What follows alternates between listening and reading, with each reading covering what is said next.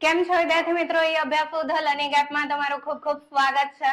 તો આજના વિડીયોમાં ઈ અભ્યાસુ લઈને આવ્યો છે બેન્કિંગ સેમેસ્ટર 4 અને ખાસ ધ્યાન મૂકવાનું છે તમારે ક્રેડિટ 4.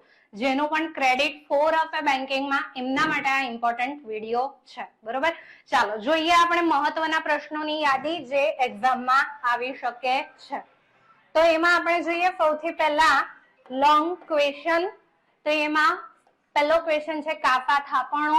લોંગ ક્વેશ્ચન તરીકે પણ આવી શકે છે, ટૂંક નોંધ પણ પૂછાઈ શકે છે કાપા થાપણો. બરોબર, અને એમાં પણ આપણે મહત્વનું કરીને જવાનું છે બેન્કરો માટે કાપાનું મહત્વ અને કાપા ખાતા ધારકો માટે બેંકો દ્વારા ઓફર કરવામાં આવતી સેવાઓ. બરોબર, ચાલો ત્યારબાદ સિવિલ સ્કોર આપણે પૂછાય છે. તો સિવિલ સ્કોર પણ આપણા માટે ઘણું ઇમ્પોર્ટન્ટ છે ને એમાં પણ ખાસ ભાર આપીને આપણે જવાનું છે ટોપિકમાં 2 માર્ક્સ માટે તો કરી લેવાનું છે સિવિલ સ્કોર શું છે.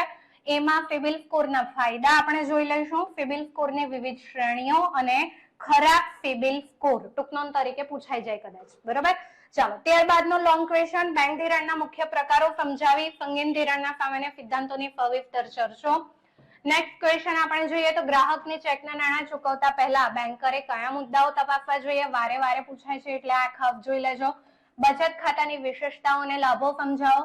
નેક્સ્ટ નાણાં વસૂલ કરનાર બેન્કરની ફરજો. ત્યારબાદ કેશ ક્રેડિટ અને ઓવરડ્રાફ્ટનો તફાવત.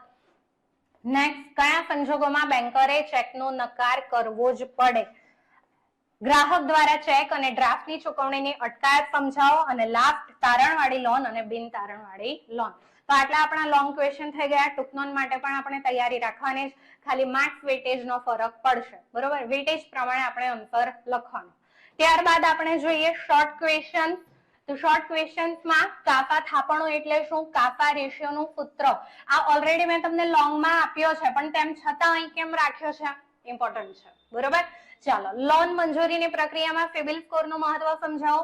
ચેકનો અયોગ્યનો નકાર એટલે શું? નાણાંની યથાર્થ ચૂકવણી એટલે શું? ત્યારબાદ ચેકની વસૂલાતનો અર્થ આપો. ઓવરડ્રાફ્ટ અને કેશ ક્રેડિટ એટલે શું? આ પણ આપણે લોંગ ક્વેશ્ચનમાં કરીશું એટલે થઈ જ જશે. બરોબર, તો 2 માર્ક્સના તમારા ઘણા બધા લોંગ ક્વેશ્ચનમાં તૈયારી થઈ જશે. બરોબર, ચાલો સિવિલ સ્કોર શું છે? કાયદેસરની યથાર્થ ચૂકવણી એટલે શું? બીજા આપણા શોર્ટ ક્વેશ્ચનમાં કાપા થાપણોથી ગ્રાહકને થતા લાભ જણાવો. તમારો સિવિલ રિપોર્ટ કેવી રીતે વાંચશો? ચાલુ ખાતાની વિશેષતાઓ અને લાભો જણાવો. લોન અને ધિરાણ એટલે શું? તો જનરલી આ બંને ભાઈ સાથે પૂછાતા હોય છે. લોન અને ધિરાણ એટલે શું? ઇન કેસ કોઈ એક વિષય પૂછાય તો ખાલી એક વિષય સમજાવીશું. જેમ કે ફક્ત પૂછાઈ જાય લોન એટલે શું, કાં તો પૂછાઈ જાય ધિરાણ એટલે શું. બરોબર, ચાલો ત્યારબાદ ધિરાણના વિવિધ પ્રકારો જણાવો. ધિરાણના પ્રકારો પણ આપણે લોંગ ક્વેશ્ચનમાં કરીશું એટલે 2 માર્ક્સનો ક્વેશ્ચન આપણો ત્યાં જ તૈયાર. બરોબર, ચાલો ચેક પર નિશાની કરવી એટલે શું? માલિકી હકનું પરિવર્તન એટલે શું? ઓળખાણ લીધા વગર નવા ગ્રાહકનું ખાતું ખોલનાર બેન્કરની સ્થિતિની ચર્ચા કરો અને લાભ ધિરાણ કરતી વખતે ગ્રાહકના ખાતાની શાખ પાત્રતા બેંક કઈ રીતે નક્કી કરે છે?